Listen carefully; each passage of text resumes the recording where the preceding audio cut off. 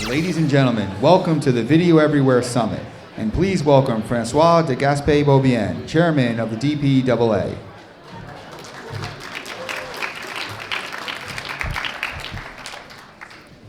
Thank you, ladies and gentlemen. You know, when you chair such a prestigious organization as the DPAA, and as its chairman, they really go all out, and I was handed these voluminous notes that I'm going to read off to you. First of all, it's our 7th summit, and ladies and gentlemen, we are sold out. I know it's hard to get people outside to come inside, but we are at 700 individuals showing up today, which is a record, obviously, for our industry.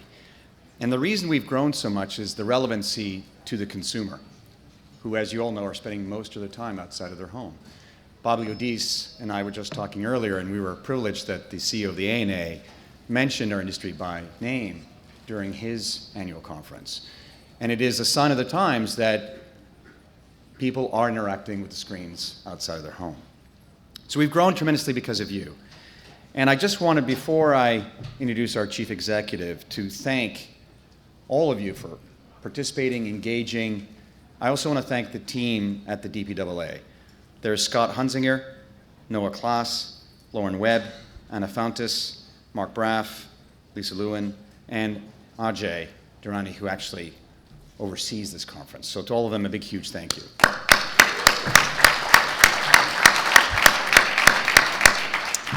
And with that, I have the pleasure of introducing our CEO. And before he comes on stage, I just want to publicly recognize that another reason why we're so much front and center is through, thanks to the great work that Barry is doing.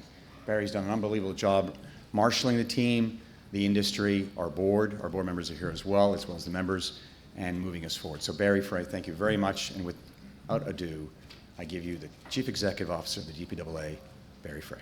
Barry. Thank you. Welcome, everybody, to the 2014 Video Everywhere Conference. Welcome, everybody, and thank you for being here. Thank you, Francois, our chairman of the board. Francois is also CEO of Zoom Media.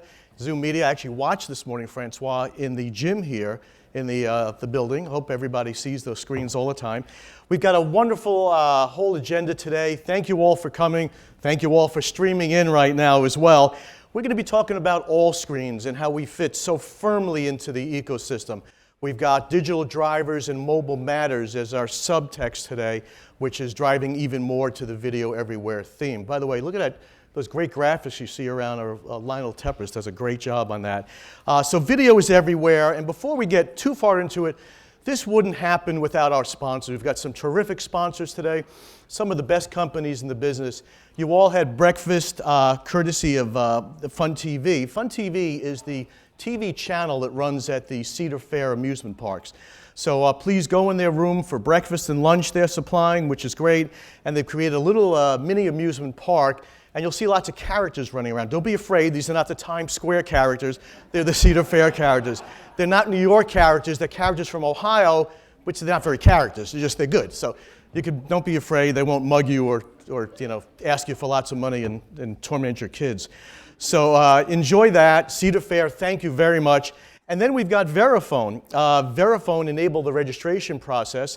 Verifone is Taxi TV, is also now Verifone Digital, also VNet at the pump, as they've acquired a gas station business. So it's a very good, scalable business now, terrific stuff.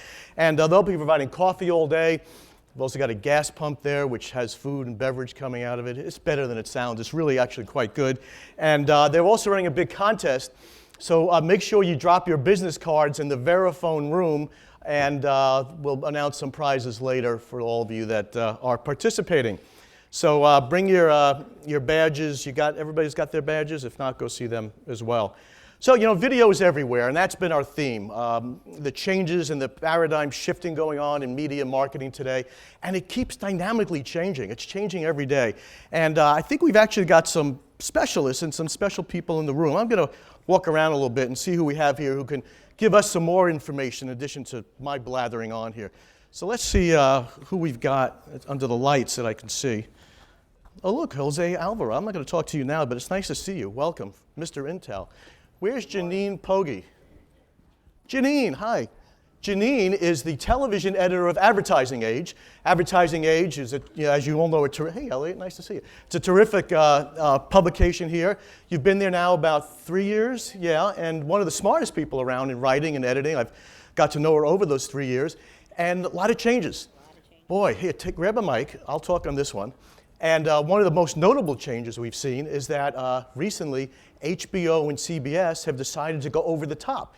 For those of you that don't quite understand, over the top is either over the top or around the cable systems right to the consumer, where you can actually go right there, and it kind of upsets the model. How does that all affect advertisers and agencies, Jeanine? Yeah, I mean, we were expecting this obviously for a while, things that we've been talking about for a while, and now we're finally starting to see some of this happening. Initially, I don't think it means much, in terms of how much this will be scaled. It's going to take a while for us to see real scalability of these things, but once it does, and inevitably more networks are going to come on and go straight to consumers, we're going to see the ability perhaps to target some younger viewers who don't have cable right now, the ability to get more targeted data, so the ability to reach these viewers in a more targeted way with all the data that these networks will be collecting from subscribers. Right. But I think ultimately the biggest issue will be this challenge of measuring all of this and seeing all of these platforms, how we can accurately account for the viewing that's taking place across them. And does that portend less viewing to the traditional businesses?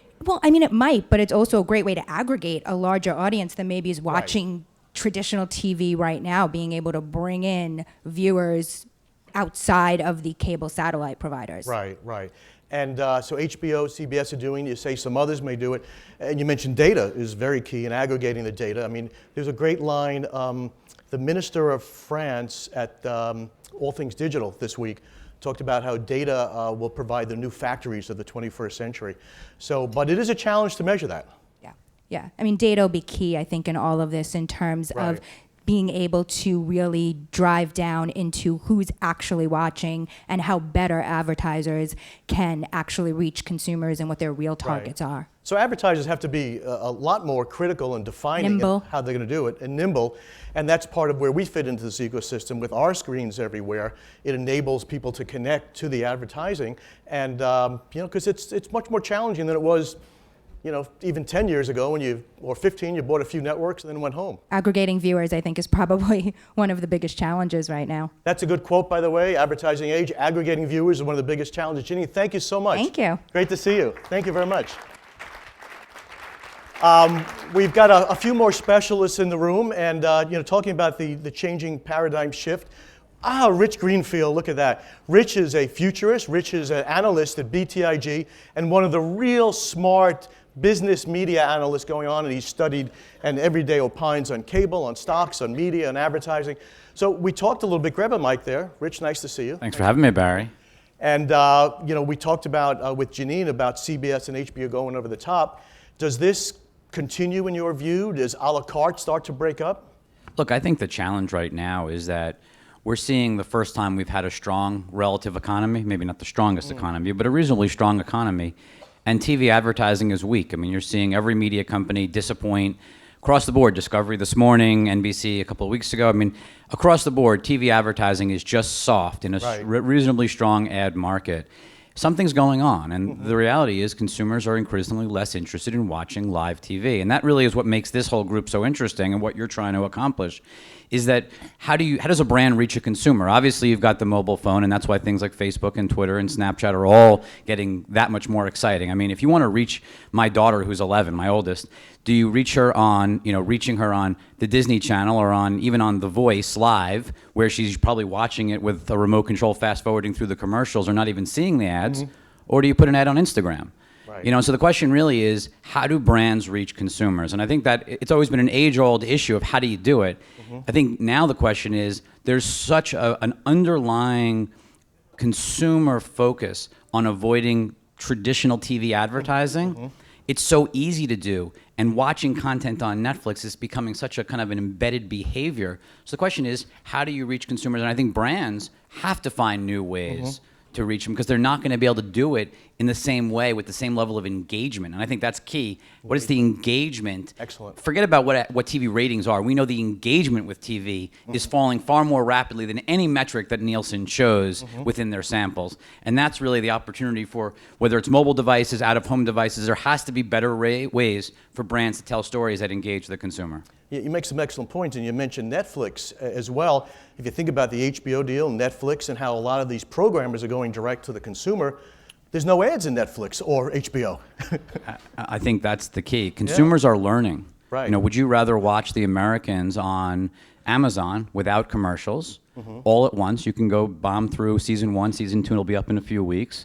Or would you rather sit and watch week to week to week? And you know, there's this fundamental question that everyone should be thinking about is, does binge viewing on Netflix or on any of these platforms, does binge viewing drive live viewing when the season starts, or does binge viewing drive more binge viewing? If binge viewing drives more binge viewing, then the TV industry has a very large problem, and there's going to be a lot of ad dollars for people in this room and other rooms to go after. And anybody that's watched House of Cards would probably agree with you that binge viewing probably drives a lot more binge viewing. Yeah, look, I just think we're learning to watch a whole bunch of episodes and then wait a season for those episodes to become available again. Right. You know, I don't think that I'm not sure if you watch 13 episodes or 20 episodes of The Blacklist on Netflix that you go back and you start watching over the next 20 weeks with commercial, interruptions and breaks for the winter season, or do you just wait until next fall and then there'll be 20 more episodes and you binge through that season? I just think we're training consumers to avoid ads. And that train has kind of left the station. I think it's going to be very hard to rebottle that and say, oh, no, watch 20 minutes of ads on unfast forwardable VOD. Right. I mean, that's going to be a really tough thing to push the consumer to do. It really is changing. We like to say that, even on our medium, the advertiser's more in control because you can't even remote through our screens when you're walking past them. You can see the ads. You can't avoid them. That's the key. Exactly. Well, Rich, so glad you're here. Your great thoughts as well. Always a pleasure. Thank you. Thanks, Rich. Great. And, look, I just turned right here. Thank you, Rich. Rich and Jeanine, wonderful, smart folks, really studying this business, which needs a lot of studying and a lot of contemplation. And as you hear, the paradigm is shifting, viewership, and then where and how do the advertisers connect. Talking about advertisers, the man that represents all of the advertisers in this country, the president and CEO of the Advertising Association of National Advertisers, Mr. Bob Liodice. Give him a hand, please. Hey, Barry. How you doing? Good. So Bob has an amazing conference. For those of you that don't go, it really is must-go conference. The Masters of Marketing is an annual conference that Bob puts on an amazing show with terrific people, decision makers and leaders. And we were actually very excited this year when Bob gives his opening pronouncements and announcements at the beginning. He talked about the key issues going forward for advertisers this year. And he mentioned, of course, programmatic, addressable, video, and others. And then I was glad to see he mentioned the opportunities with digital place-based media. So thank you. And how'd you do that and why? And do it again. Well, I think it builds on some of the comments that you've just already heard, is that the consumer is shifting, their viewing patterns are shifting, and in fact, the media has to be able to evolve in order for advertisers and consumers and customers to be able to connect. Right. We think that the media that you represent is in the right place at the right time and is expanding to meet those respective needs. That evolution has to continue, and I think that the areas that you represent are evolving to be able to get right to the heart of the matter, which is to deliver that message to consumers and customers. You make some good points. Did you see anything, Bob, in your conference this year of kind of an evolution? You had some great brands. You had Chobani. You had some challenger brands, which were really interesting. Exactly. They were more of the Davids and the Goliath. We've heard all the Goliaths, and they do well too. But it's nice to hear the challenges that the Davids have. And I noticed Chobani was rolling out a lot of products. Right. JetBlue had some big emphasis on actually treating customers like their customers. Who kind of stood out as a couple of the guys that spoke or women that spoke at yours that were? Well, there were a couple. In addition to the ones that you mentioned, we had Mark Adage from General Mills. That's taking a very holistic perspective about who the consumers are and how the brands have to change in their messaging to the consumers. We had Jim Stengel, the former CMO of P&G, who talked about marketing becoming very personal and how we have to evolve as individuals to become smarter, become more schooled in what it is that we need to do, and to be able to become more sophisticated to take advantage of this evolving media. So people like that really resonate. It's really key. It goes back to what Jeanine was saying about the sophistication to understand the data and the insight and really deliver, those kind of insights to help better inform, better media buying. Absolutely. Which we'll talk about. One of the other speakers was Jeff Hazlett. Where's Jeff Hazlett? That's Jeff Hazlett. There's Jeff. There he is. Jeff is a former CMO of Kodak and one of the great speakers and ran smart brand guys today who did a great job at your conference as well. Nice to see everybody. Bob, absolutely a pleasure as always. Thank you so much. Thank you for joining us. Wonderful. Bob Liodice. So there's lots of media choices, lots of smart people in the room, and we're glad to hear from them, talk about what's going on in media today and how advertisers have to dig that much harder to reach, especially with video. And as we know, video is the most powerful communications medium, but the networks and everything else is kind of changing a bit. So before we go too much further in, we can actually go to a video, and we'd like to see a video now that I think we can get on screen, which will tell a little bit more of a story. Is the video ready?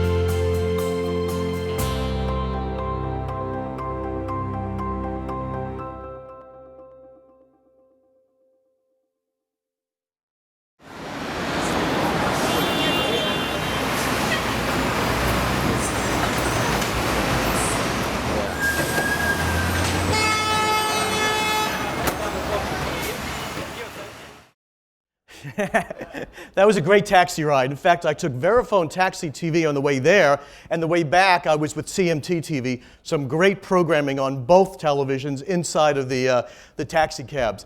That was a wonderful video, and speaking of wonderful, the people that produced that is a company named Grand Visual. Ben Putlin and his team came over from UK. They set up their US headquarters in New York, and they brought a lot of credibility from this space already in the UK, and they've already had some wonderful early success inside of the US, and they produced a great tape, Rebecca, Jeanine, and we've also got Neil here, the CEO, and thank you folks, Grand Visual, for a great video. Please give them a hand. So what we've discussed earlier in our conversations with our notable people in the audience is that video marketing and media continues to change. It continues to evolve rapidly. And we're going to talk a lot about that change today, but we're going to also speak most pointedly about embracing that change, which some industries that fail to do at times. If we're going to embrace the change, we're already starting to do that. But before we get into all of that, let's step back for a moment. Let's talk about some of the more larger societal issues and take a look at the consumption patterns and how they affect the ability for us to start and ignite conversations. Let's pose some important questions today, and then we'll get back to the specific business and commercial issues. So as we'll discuss, and as we understand the larger ramifications of these media shifts, we'll be in a better position to inform our own business solutions and our strategies and tactics.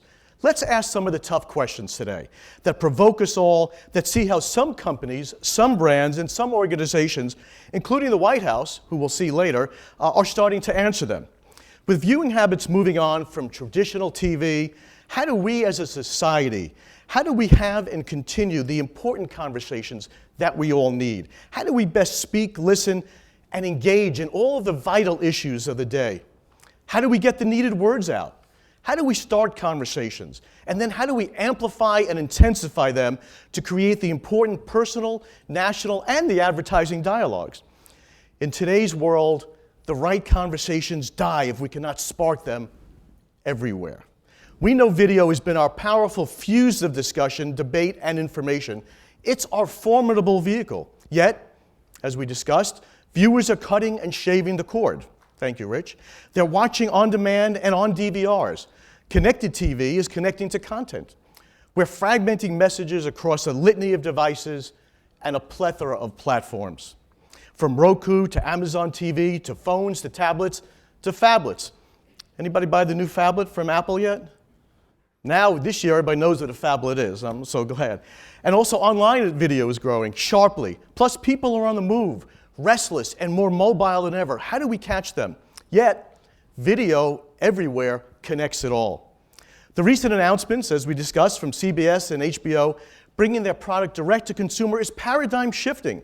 It upsets the long-established models of distribution and consumption. So I submit the chance of sparking conversations today about global issues or even brand issues via traditional television may still be possible, but the reality is it's much less probable. Therefore, we all need to start conversations in all of the places where people and video coexist, where they see their daily content, where they move through their daily lives, where they work, where they play, where they eat, where they exercise, entertain, and where they share ideas. And all of this on all of the screens in all of the locations where today's eyeballs, hearts, and minds are open and ready to receive. In fact, the Public Foundation and the White House are doing just this. In a moment, we'll have representatives here from both organizations who will give us details on the It's On Us campaign to stop sexual assault on campus, a very important cause. They're using the power of digital place-based advertising to ignite a critical conversation. Working with the DPAA and Agency 672, It's On Us is telling the important story by accessing video everywhere. It's on Zoom fitness screens, Verifone Taxi, Verifone Pumps, on campus TV, plus National Cinemedia, and others. They all showcase this important cause throughout our country. Brands and agencies, in fact, are enacting the same video-agnostic planning. What's going on, in fact, we see technology has born this cornucopia of video choices, and the video ad ecosystem is rising to these new challenges. In fact, Jack Haber, the head of all global advertising at Colgate, has declared video is the new day part. Think about that. Video is the new day part. We're not that concerned anymore with prime time. You know, prime time TV used to be 8 o'clock at night, 9 o'clock at night. Prime time digital was, lunchtime, drive time and radio. The key thing now is video is the day part to be focused on. So advertisers are now seeking to accumulate video impressions across all screens. In fact, a recent A&A Nielsen study predicted in 2 years, half of all ad campaigns will be multi-screen, defined as mobile, desktop, TV, and digital place-based media. And thank you, Bob, once again, the A&A, for some great work there, and as well as Nielsen. Some of the most powerful screens available to advertisers are those of digital place-based media. Marketers place their ads adjacent to relevant, informative, and entertaining programming in malls, airplanes, airports, restaurants, office buildings, and more. And we are reaching mobile audiences in these locations with more impactful and larger screens than handheld mobile devices, and without any of today's digital fraud or viewability issues. It's very key. Our systems are closed systems, and all of our brand ads run above the fold, full screen, no issues. Additionally, these network screens are Nielsen rated. 2 useful facts. Our networks reach more adults 18 to 49 viewers on a monthly basis than the total of the top 25 primetime network shows. And we deliver more of that same demo than the monthly sum of the top 20 basic cable networks. With today's sub-themes of digital drivers and mobile matters, will underscore the interdependencies within this video ecosystem. Our networks, with their digital backbone, offer all the addressability, the targetability, flexibility needed by today's brands. And now, we're seeing mobile budgets moving our way, which is great, as our location medium effectively activates mobile and vice versa. Think about it. We can enact people to use their phones and vice versa. It's a lot of interaction reaching people on the go. Now, I ask you to look around. Look at the crowd we have today. This business has grown. It's terrific. We're very excited about what's going on here, and it indicates the excitement and the trajectory that we're on. The trend is our friend, everybody. We brought together today, you all in the room, a great assembly of sellers, of buyers, of planners, as well as content companies, hardware, software, and others. Let's all work together. Let's team up. Let's continue this growth together. Let's embrace all of this technology available to us. Beacons, geo-targeting, retargeting, geofencing, smart fencing, and the more automated systems, and certainly programmatic, And we're going to talk about that today. Let's continue to develop the rich metrics and data that showcase the insight that better informs better media buying decisions. Let's all work together, brand agencies, digital agencies, our talented friends here from the out-of-home specialists, and also mobile advertisers, as together we can deliver these powerful communication tools. You are paving the path. You are making the difference. Over the day, I encourage you to listen, to learn, to provoke, and have the conversations with all of your colleagues in order to harness the power, the impact, and engagement of digital place-based advertising. So let's all find the best ways to start and amplify conversations, the important conversations, amongst all of ourselves, amongst all of our brands, for your businesses and for all things that matter. We are the new day part. We are social. We are mobile. We are digital. We activate screens everywhere.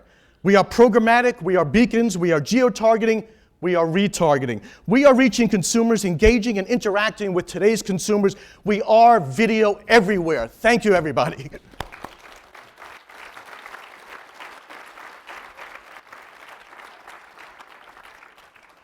So thank you all. I've spoken a little bit and a little bit passionately, which I believe in about all this. It's a changing system out there. We have answers for the advertisers.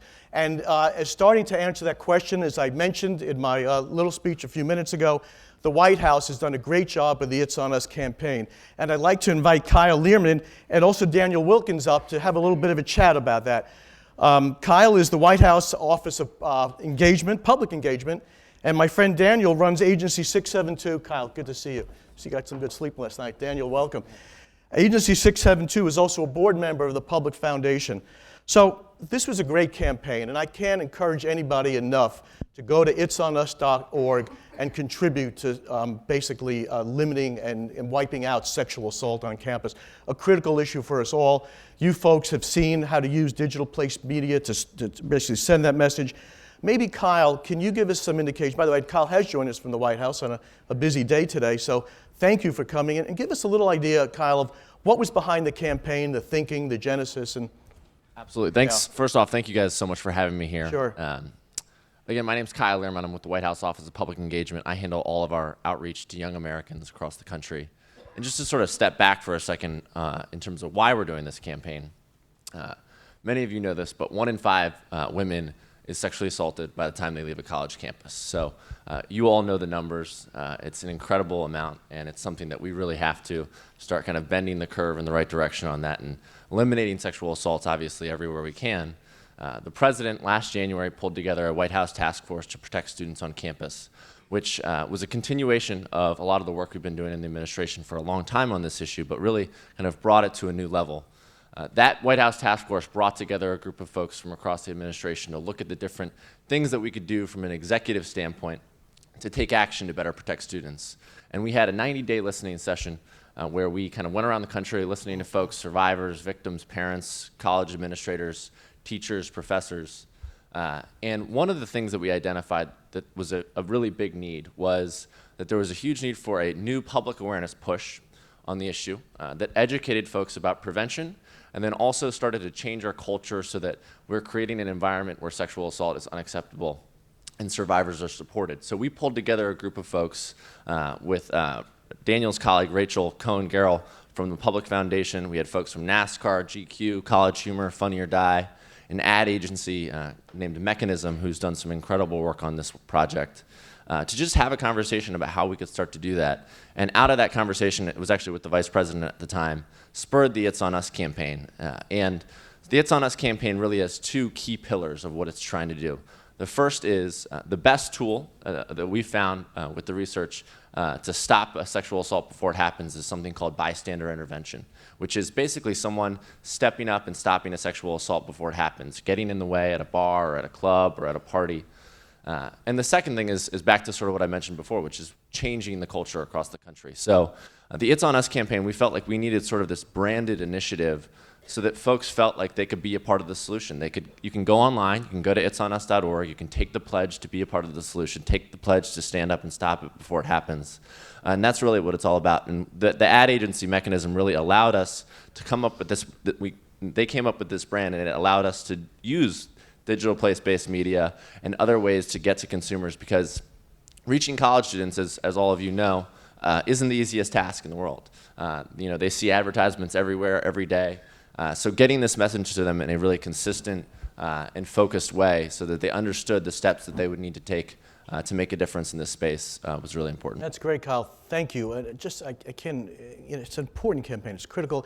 The media development, the planning, the buying, Daniel, your agency headed that up in that area. What was some of the thinking behind the media choices, and how, I like the way Kyle mentioned, riffing off what was said by Rich earlier about how it's tough reaching youth. What was some of your thinking behind the plan and the buying, Daniel? Sure. So as Kyle mentioned, the online component was the backbone of the campaign. We knew that was where to reach this hard-to-reach audience. And my agency, in conjunction with the Public Foundation, was brought in to work with Mechanism to find ways to extend the reach of the online campaign, to surround the college student where they live, work, play, when they go throughout their day. And then as secondary to extend... There's no copyright on those words. You can use them whatever you want. and then to, as a secondary, to just get the word out to the general public about the importance of sort of changing the stigma around Great. sexual And assault. I've kind of seen just a lift anecdotally in awareness on it. Have you seen any other indications, out in addition to the president and the vice president speaking about it? Yeah, well, one of the things that we created was the pledge that I mentioned, because we really wanted, we wanted folks to be able to take action themselves, something that they could do. It's not just an ad that's educating them on TV, but how can I actually be a part of it? So we made that pledge so that folks could actually go and do something. And it's also great for us because we can see whether it's working, whether folks are getting out there. So we've actually had, in just a month, over 70,000 people across the country take the pledge online. So we really see that as success. There's a week of action coming up in a couple weeks, the week of November 17th, where over 100 campuses across the country are going to be holding events talking about this issue. We actually, I think, had over 14,000 people on Facebook change their Facebook profile to the It's On Us photo. So really, just sort of the different advertising that we've been able to do with this campaign and the education and awareness that we've been able to create, you see it everywhere. And part of it's just anecdotal to a certain extent. Mm-hmm. When you're talking to somebody on a college campus and they've heard about the campaign, Good. I consider that success. Well, you're starting to affect change, and as we spoke about just earlier, we need to have these important conversations about how to spark dialogues in this new, shifting world of media consumption. Two last questions for you folks. One, Daniel, you and I spent a lot of time on the ad business, moving around ads and buying and selling and stuff. I know how I feel. How does it feel to work on something that actually has some wonderful, tremendous societal value? It feels great. A big part of what my agency does, about half of what we do, revolves around working with nonprofits and leveraging this very valuable media space in a positive way to get the message out. I do believe in the power of this medium, and just running a PSA on a standard static billboard or a regular television commercial, I don't think has the same impact as it does as with digital place-based media. So it feels great to be a part of this campaign with the White House. Excellent. We're so glad you're here. My last question for Kyle: who's going to win the Senate tonight? Can't guess on that. I'll have to pass. Can't guess and can't comment. But I do actually want to just quickly plug for folks. There are so many folks in this room who really could help make an impact with this campaign and help us move the ball forward on this issue. So obviously go to itsonus.org, check out the campaign, take the pledge yourselves. But also, if you're interested in helping support the campaign more broadly, shoot us an email at partners@itsonus.org, and we'll follow up with you there. So thanks for having me. Great, wonderful. Thank you folks very much. Thanks for coming. Big hand.